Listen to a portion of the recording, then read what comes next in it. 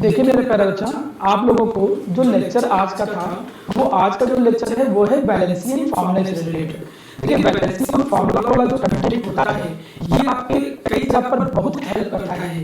कहाँ कहाँ पे हेल्प करता है? जैसे फॉर्मूला बनाने को लेके मैं आगे आने वाले टाइम पे मैं कुछ भी बोलूंगा, मैं ऐसे बोलूंगा कि भाई potassium sulphate reacted with this, तो आपको कुछ बेसिक चीजें पता होना चाहिए। जैसे मैंने बोला कि भाई पोटेशियम सल्फेट हो गया, तो आपको पता है कि पोटेशियम का मतलब के हो गया, सल्फेट का मतलब है SO4। तो वहां पर इसका जो फॉर्मूला हम लोग लिखते थे वो कुछ ऐसे लिखते हैं। तो यही जो फॉर्मूला लिख रहे हैं और इनकी जो वैलेंसी होती है वो कैसे डिसाइड होता है, उसी को लेकर ही आज का लेक्चर जो है वो मेंटेन किया गया है। ये जो शुरू के 15 से 16 लेक्चर होंगे वो आपके लिए काफी ज्यादा जरूरी है। इसमें आपके कॉन्सेप्ट ज्यादा अच्छे से क्रिएट हो जाएंगे, जिससे आप कहीं ना कहीं नीट और आईआईटी का जो आपका सपना है या जो नीट और आईआईटी की जो आपकी अप्रोच है उस पे जाने के लिए आपको हेल्प मिलेगी। सबसे पहले आपसे हम शुरुआत करते हैं कि एटम क्या होते हैं। आप लोग यहाँ पर देख रहे होंगे कि ये जो न्यूक्लियस होता है एटम के अंदर, उसके चारों तरफ इलेक्ट्रॉन जो होते हैं वो रिवॉल्व करते हैं। काफी स्पीड में इलेक्ट्रॉन उसके चारों तरफ रिवॉल्व कर रहे होते हैं। मतलब जो एटम होता है वो एक्चुअली में होता क्या है, वो मैटर जो होता है उस मैटर की जो स्मॉलेस्ट, कोई भी जो मैटर होता है उसका जो सबसे स्मॉलेस्ट यूनिट होता है, जो इंडिविजिबल पार्टिकल होता है, मतलब उससे छोटा कुछ भी नहीं, जो सबसे छोटा पार्टिकल होता था इंडिविजिबल पार्टिकल, उस सबसे छोटे पार्टिकल को एक नाम दिया गया था मेरा प्यारा बच्चा एटम। आपको यह भी पता है कि किसी एटम के अंदर 3 फंडामेंटल पार्टिकल होते हैं। कौन कौन से? इलेक्ट्रॉन, प्रोटॉन और न्यूट्रॉन। ये बेसिकली 3 फंडामेंटल पार्टिकल होते हैं किसी भी एटम के अंदर। इतने चीज हो जाने के बाद अब हम शुरुआत कहां से करेंगे? हम शुरुआत करेंगे वैलेंस इलेक्ट्रॉन से। आपको ये पता है कि वैलेंस इलेक्ट्रॉन कहते किसे हैं? आपने 9th क्लास में से सीखा होगा कि वैलेंस इलेक्ट्रॉन हम उन्हें कहते हैं जो आउटर मोस्ट सेल में प्रेजेंट होते हैं। Electron present in outermost shell. जो आउटर मोस्ट सेल में होता है ना, उसकी एनर्जी भी बेटा बहुत ज्यादा होती है, ध्यान रखिएगा। देख रहे हो कि ये इलेक्ट्रॉन एक अंदर है बेचारा इलेक्ट्रॉन, एक इलेक्ट्रॉन ये है, और ये आउटर मोस्ट इलेक्ट्रॉन जो है ना ये बिल्कुल उसके आउटर मोस्ट सेल में है। ये तुरंत भागने के लिए तैयार बैठा है, ये बिल्कुल रेस कराने के लिए बैठा है। उसको कुछ भी थोड़ी बहुत कोई एनर्जी दे दे या कोई रीजन भी क्रिएट कर दे, कोई थोड़ा सा रीजन क्रिएट करे, वो तुरंत सेल को छोड़ के बाहर चला जाएगा। तो ये जो वैलेंस इलेक्ट्रॉन होते हैं यही रिस्पॉन्सिबल होते हैं। ये जो वैलेंस इलेक्ट्रॉन है दीज आर द रिस्पॉन्सिबल, ये रिस्पॉन्सिबल होते हैं किसके लिए? रिएक्शन के लिए। सीधी सी भाषा में बच्चों, वैलेंस इलेक्ट्रॉन क्या होता है? जो आउटर मोस्ट सेल के इलेक्ट्रॉन होते हैं। सर ये आउटर मोस्ट सेल का क्या मतलब है? आप ये देखो, इस एटम का एक 3D स्ट्रक्चर यहाँ दिखाया जा रहा है। अगर इस एटम में तुम देखो तो ये जो रेड वाला हिस्सा देख रहे हो इसे न्यूक्लियस मानो। इसके ऊपर भी एक स्फीयर होता है, ये पहली सेल है। फिर दूसरा एक स्फीयर देख रहे हो, ये सेकंड सेल है। फिर तीसरा एक स्फीयर है, ये थर्ड सेल है। इसके ऊपर एक स्फीयर होता है, इसे फोर्थ सेल बोलते हैं। तो ये पहला सेल, दूसरा सेल, तीसरा सेल और चौथा सेल रिस्पेक्टिव रूप में हो गया। ये पहले सेल में इलेक्ट्रॉन रिवॉल्व करते हैं, आपको मालूम था इसमें 2 इलेक्ट्रॉन रिवॉल्व करते हैं, अगले में 8, नेक्स्ट में 8, इस तरीके से रिवॉल्व करते हैं। तो यहाँ पे जो सबसे बाहर वाली सेल होता है उस सेल को हम लोग जानते थे किस नाम से? उसे हम लोग कहते हैं वैलेंस इलेक्ट्रॉन।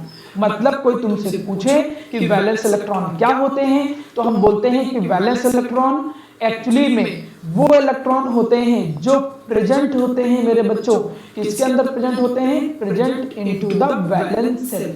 जो वैलेंस सेल में प्रेजेंट होते हैं उन इलेक्ट्रॉन को हम बोलते हैं वैलेंस इलेक्ट्रॉन। ये भी एक सिंपल सी बात।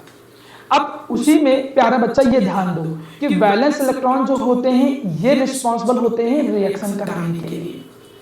वैलेंस इलेक्ट्रॉन ही हेल्प करेंगे, वैलेंस इलेक्ट्रॉन हेल्प करेंगे किस चीज में?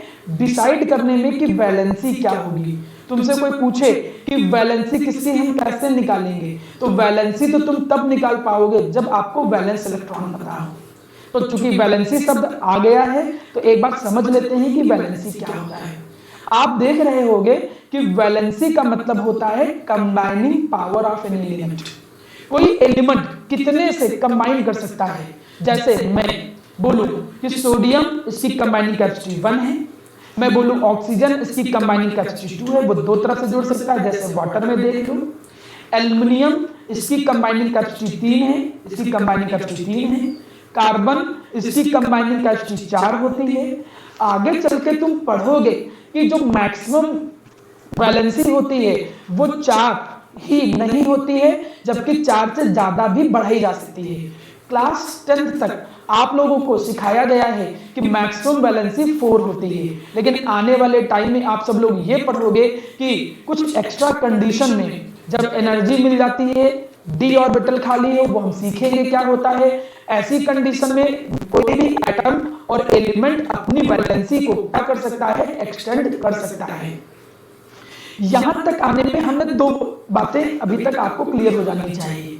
पहली बात कि कोई पूछे कि वैलेंस इलेक्ट्रॉन क्या होता है, आप कहोगे कि जो आउटर मोस्ट सेल होता है, उस आउटर मोस्ट सेल में जो इलेक्ट्रॉन होते हैं, उन आउटर मोस्ट सेल के इलेक्ट्रॉन को हम कहते हैं वैलेंस इलेक्ट्रॉन। एक बात। दूसरी बात कि जो कोई भी एटम या एलिमेंट होता है उसकी कंबाइनिंग कैपेसिटी क्या होती है। कंबाइनिंग कैपेसिटी का मतलब वो कितने से कंबाइन हो सकता है, वही उसकी वैलेंसी होती है। कोई पहली बार आप लोग नहीं पढ़ रहे हो, आपको ये छोटी छोटी बातें क्लियर होंगी। मैं आगे आता हूं। हम वैलेंसी कैलकुलेट कैसे करेंगे? क्या आप लोगों में से किसी भी बच्चों को पता है कि वैलेंसी कैसे कैलकुलेट करते थे? आपने 9th और 10th में सीखा होगा। किसी को याद हो वैलेंसी कैसे कैलकुलेट करते थे, बताइए। Very good Shreya. आप लोगों को करना क्या होता था मेरा प्यारा बच्चा कि फर्स्ट स्टेप, पहला स्टेप क्या करना होता था कि find the number of valence electron. तुम्हें फाइंड करने होते थे, क्या फाइंड करने होते थे? Number of valence electron. आपको number of valence electron find करने होते थे। वैलेंस इलेक्ट्रॉन फाइंड करने के बाद स्टेप नंबर 2 लगाते थे। स्टेप नंबर 2 ये कहता था कि अगर वैलेंस इलेक्ट्रॉन जो होते हैं इनके नंबर इक्वल या लेस देन 4 होते हैं, तो ऐसी कंडीशन में जो वैलेंसी होती है वो वैलेंसी वैलेंस इलेक्ट्रॉन के इक्वल ही आएगी। ये था रूल बेटा। यहीं पे जो रूल नंबर 2 था, वो रूल नंबर 2 क्या था कि अगर वैलेंस इलेक्ट्रॉन के नंबर 4 से ज्यादा आते हैं, मतलब 5, 6, 7, 8 ही तक आपको वैलेंस इलेक्ट्रॉन जनरली डील करने होंगे। तो अगर वैलेंस इलेक्ट्रॉन 4 से ज्यादा होते हैं, ऐसी कंडीशन में आप लोगों ने पढ़ा होगा कि अगर आप वैलेंसी निकालना चाहते हो तो वैलेंसी निकालने के लिए 8 माइनस वैलेंस इलेक्ट्रॉन करना होता था। चलो ये तो रूल हो गया। ये हो गए कि रूल्स हम पता कैसे कैसे करेंगे वैलेंसी। जिसको वैलेंसी पता करना नहीं आता हो अभी सीख लीजिएगा। ये केवल आपके 11th में ही नहीं, 12th में, नीट मेडिकल कहीं भी जाओगे ये छोटे से कॉन्सेप्ट की जरूरत पड़ेगी ही पड़ेगी। मैं कहीं भी बोल दूंगा कि मैग्नीशियम की वैलेंसी 2 होती है, क्लोरीन के साथ कंबाइन करके मैग्नीशियम क्लोराइड बना देगा, MgCl2 बना देगा। आप लोग हैं ये कैसे हो गया, तो ये सब मत बोलिएगा। तो अगर नहीं कॉन्सेप्ट क्लियर है तो वैलेंसी सीख लीजिए। वैलेंसी निकालने के जो रूल होते थे वो रूल्स आपके सामने हैं, रूल आपको क्लियर हो गए हैं। अब यहाँ पर थोड़ा ध्यान दीजिए। जैसे मैं सोडियम की वैलेंसी की बात करूं तो सोडियम के पहले वैलेंस इलेक्ट्रॉन पता करो। एटॉमिक नंबर कितना होता है सोडियम का? 11। कॉन्फ़िगरेशन करोगे तो 2,8,1। कोई बताएगा कि सोडियम के वैलेंस इलेक्ट्रॉन कितने हैं? देख के बताइए यहाँ कितने हैं सोडियम के वैलेंस इलेक्ट्रॉन? 1। Very good. भले बच्चों वाली चीज पूछ रहे हैं लेकिन आप रिस्पॉन्स करेंगे वो चीजें सीखने में आपको हेल्प करेगी। तो अगर इसके वैलेंस इलेक्ट्रॉन 1 है तो आपको पता है कि जो वैलेंसी निकलेगा वो 8 माइनस वैलेंस इलेक्ट्रॉन, सॉरी वो 1 से कम है, वैलेंस 4 से कम है, तो वैलेंसी वैलेंस इलेक्ट्रॉन के इक्वल आ जाएगा। मतलब कितना आ जाएगा? 1। दूसरा एग्जांपल लेता हूं। हमने एग्जांपल लिया माना aluminium. Aluminium atomic number 13। Configuration जब हमने किया तो 2,8,3। अब 2,8,3 कर दिया। Valence electron outermost shell वाले, यही आउटर मोस्ट शेल, इसके इलेक्ट्रॉन को वैलेंस इलेक्ट्रॉन कहते हैं। अब वैलेंसी अगर आपको निकालनी है तो वैलेंसी निकालने के लिए क्या करना है? वैलेंस इलेक्ट्रॉन देखने हैं। तुमने देखा कि वैलेंस इलेक्ट्रॉन कितने हैं यार, ये तो 4 से कम है। 4 से कम है तो वैलेंसी कैसे निकालोगे? उसके इक्वल ही। मतलब इस केस में भी वैलेंसी कितनी निकलेगी? 3। तीसरा एग्जांपल देता हूं। ये हो गया एग्जांपल नंबर 1, ये हो गया एग्जांपल नंबर 2। एग्जांपल नंबर 3 देखो। एग्जांपल नंबर 3 जैसे मैं बोलूं नाइट्रोजन। किसी को पता है कि नाइट्रोजन का एटॉमिक नंबर कितना होता है? देखिए कितना क्या कॉन्सेप्ट क्लियर है। 9th में 7। Very good. नाइट्रोजन का एटॉमिक नंबर कितना होता है? 7। मतलब 2,5। तो ये एटॉमिक नंबर होता है 7, 2,5 आ जाएगा। तो 5 क्या आ जाएंगे मेरा प्यारा बच्चा, वैलेंस इलेक्ट्रॉन आ जाएंगे।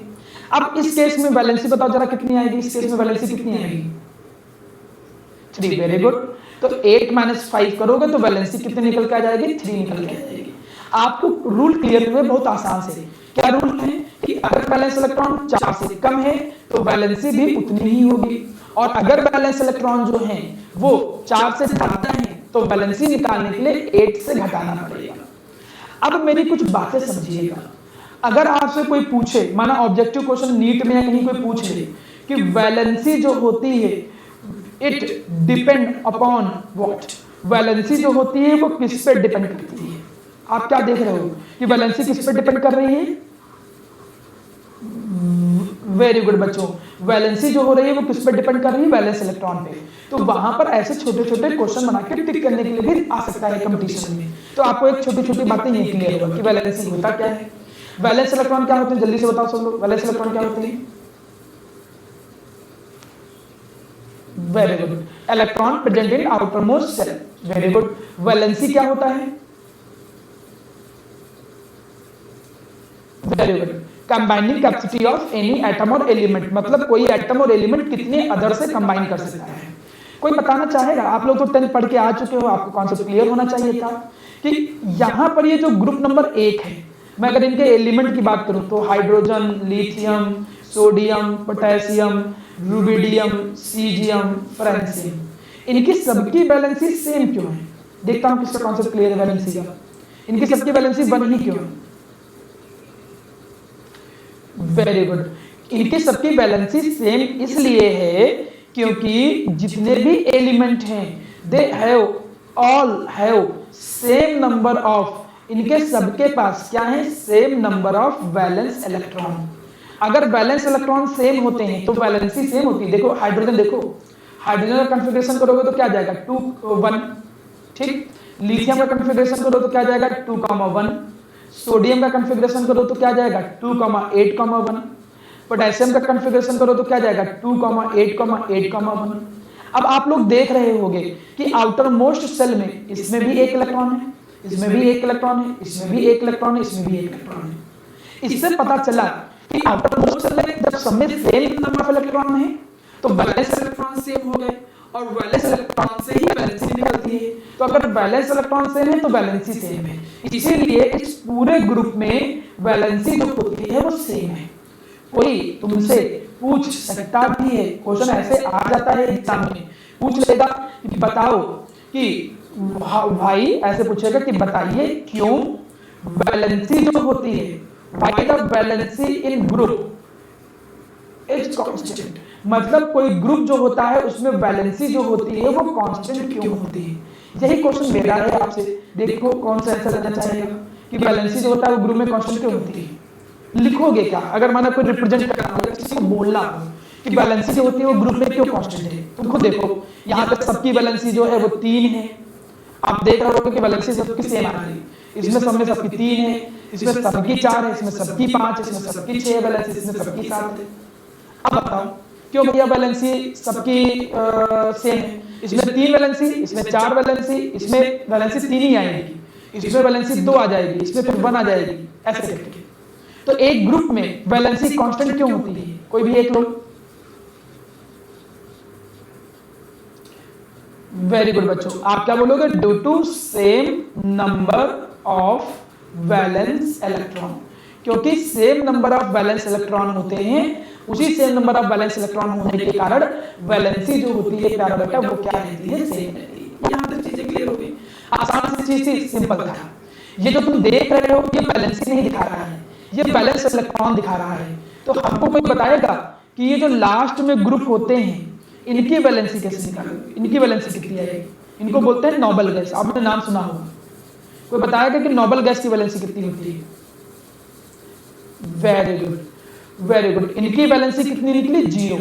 इनकी वैलेंसी 0 निकली है, इसीलिए ही इनकी कंबाइनिंग कैपेसिटी जो थी, मतलब कंबाइन करने की जो कैपेसिटी थी वो कितनी मानी गई, वो 0 मानी गई।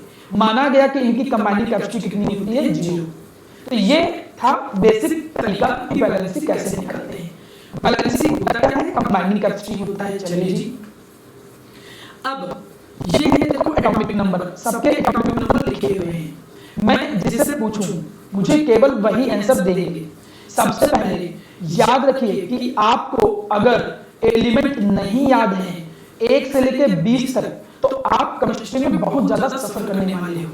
आपको एटॉमिक नंबर 1 से लेके एटॉमिक नंबर 20 तक सबका एटॉमिक नंबर और उन एलिमेंट के बारे में पता होना चाहिए।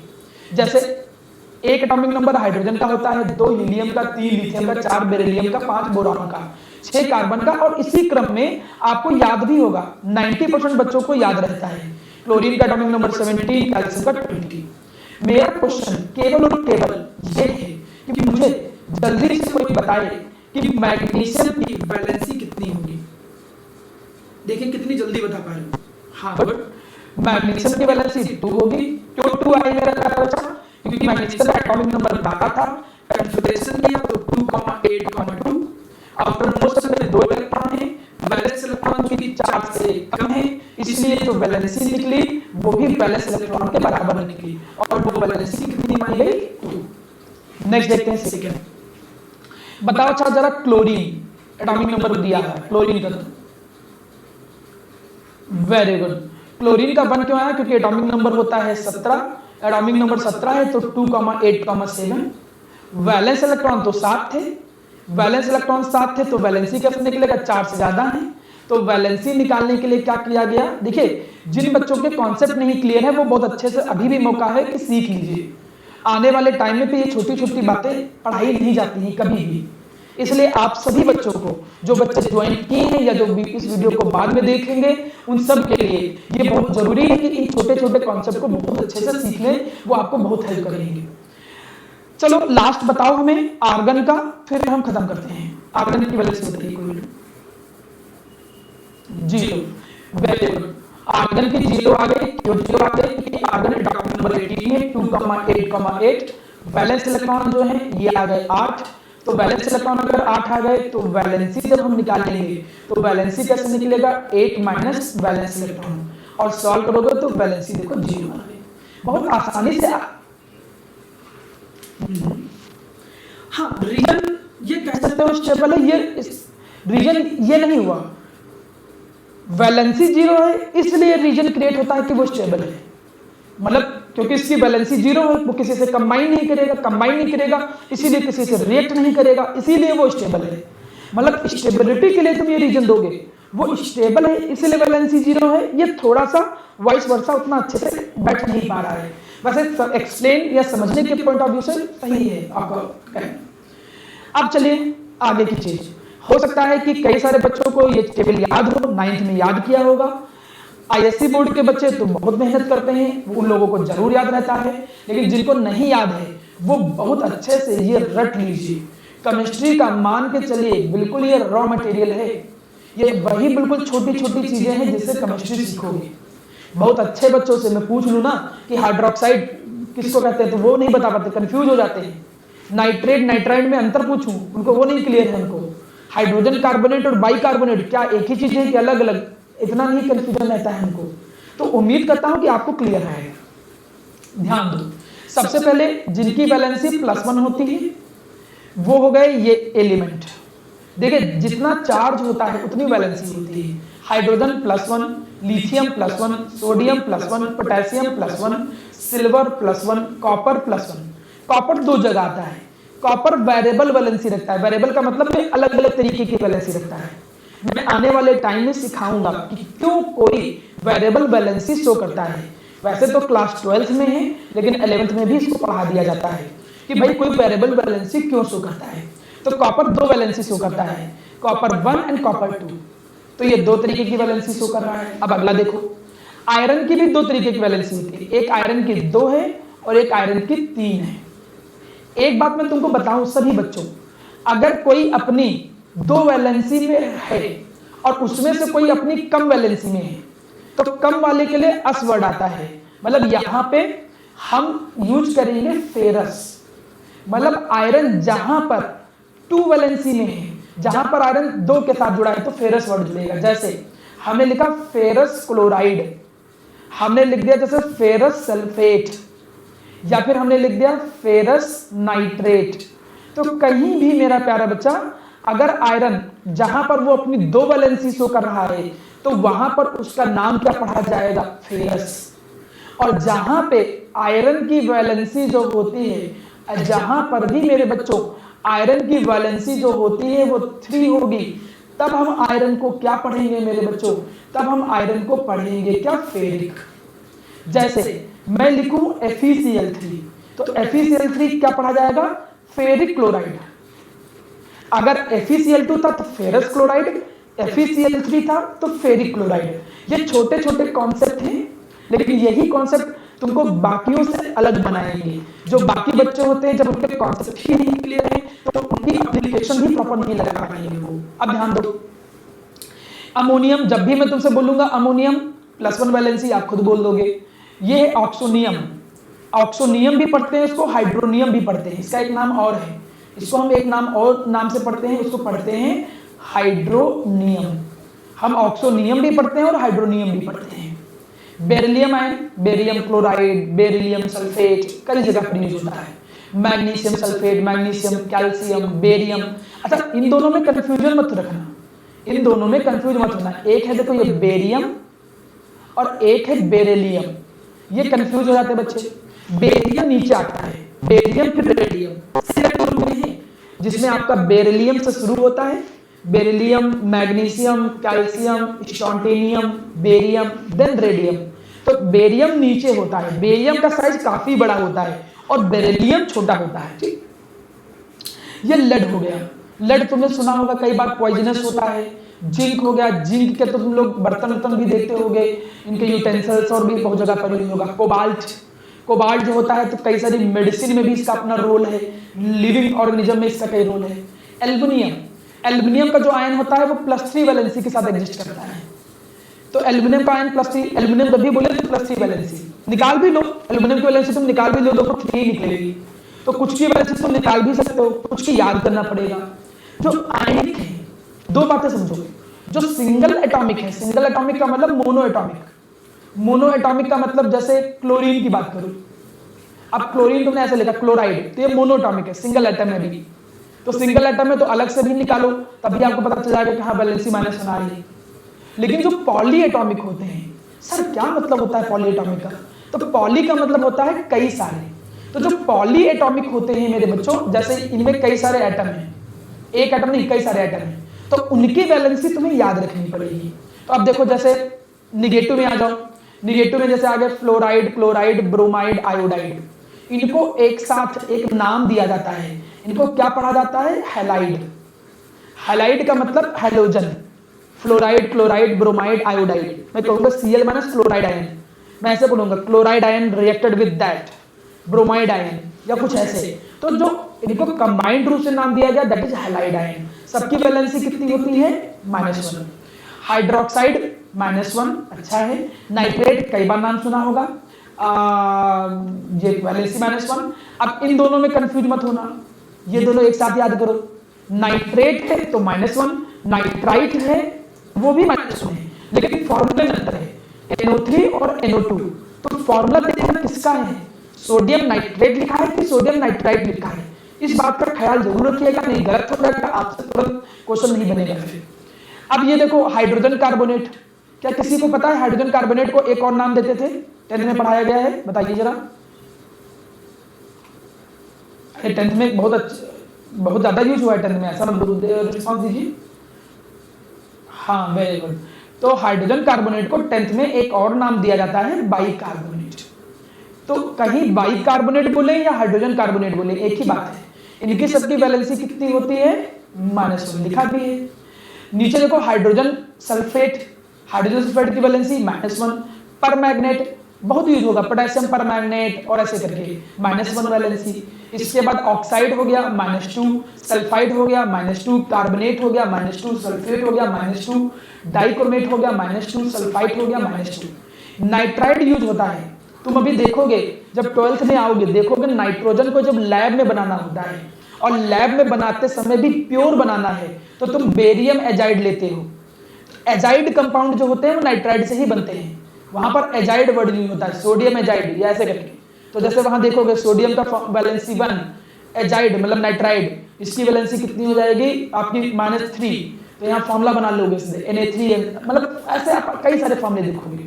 तो ये सब आने वाले टाइम में यूज पड़ेंगे।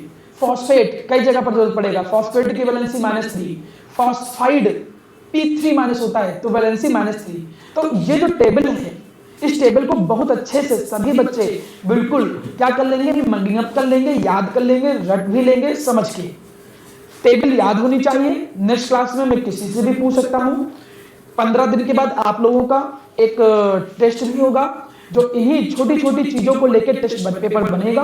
उसी टेस्ट पेपर की बेसिस पे आपकी जो कैपेबिलिटी है, कि आप कितना कैपेबल हो, आपके नीट और मेंस की तैयारी के लिए कितना आपके बेसिक कॉन्सेप्ट क्रिएट है, कितना आप ग्रैस्प कर सकते हो, कितनी जल्दी चीजों को एब्जॉर्ब कर सकते हो, ये सारी चीजों का डिस्कशन लास्ट में पेरेंट्स के साथ किया जाएगा। उससे एक दिन पहले एग्जाम होगा, उसी को लेकर रिजल्ट भी मेंटेन किया जाएगा। ठीक, आगे चलते हैं। अब सभी लोग, आप लोगों को पता है कि भाई केमिकल फॉर्मूला कैसे लिखा जाता है। बिल्कुल सीधी सी चीज है, सिंपल सी चीज है।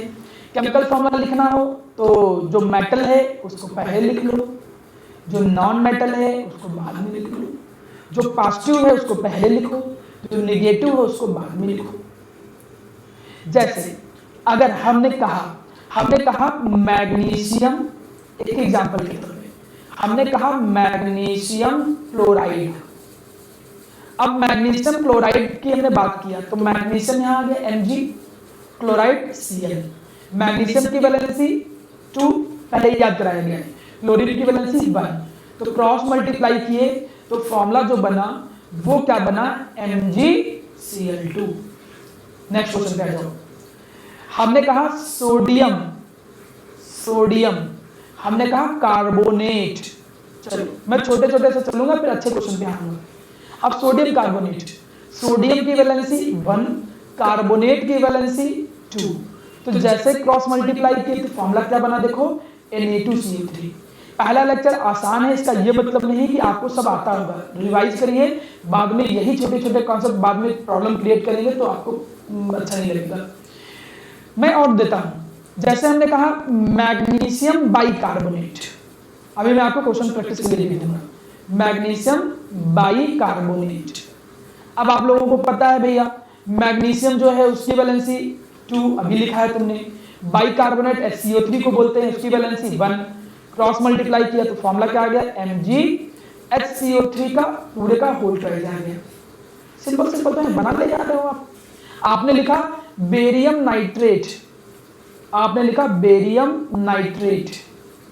देखिए वही कंपाउंड ज्यादा यूज होते हैं जिनकी वैलेंसी याद कर चुके हो। बेरियम की वैलेंसी 2, किसी को क्वेश्चन में पूछ भी सकता है, नाइट्रेट की वैलेंसी 1, तो फॉर्मूले को जब मल्टीप्लाई किया तो BaNO3 का होल ट्वाइस, बेरियम नाइट्रेट। मैं कहूं सोडियम नाइट्राइड, मैं ऐसे कहूं सोडियम नाइट्राइड, तो सोडियम की वैलेंसी 1, नाइट्राइड, तो नाइट्राइड की वैलेंसी कितनी थी, 1 थी, 3 नहीं थी, ध्यान दीजिएगा। तो नाइट्राइड की वैलेंसी 1 होती है, N3-, तो जब क्रॉस मल्टीप्लाई करोगे तो NaN3 आ जाएगा। ठीक है, उधर अगर थोड़ा वैलेंसी गलत भी दिया होगा तो देख लेना, नाइट्राइड की वैलेंसी कितनी होती है, 1 होती है।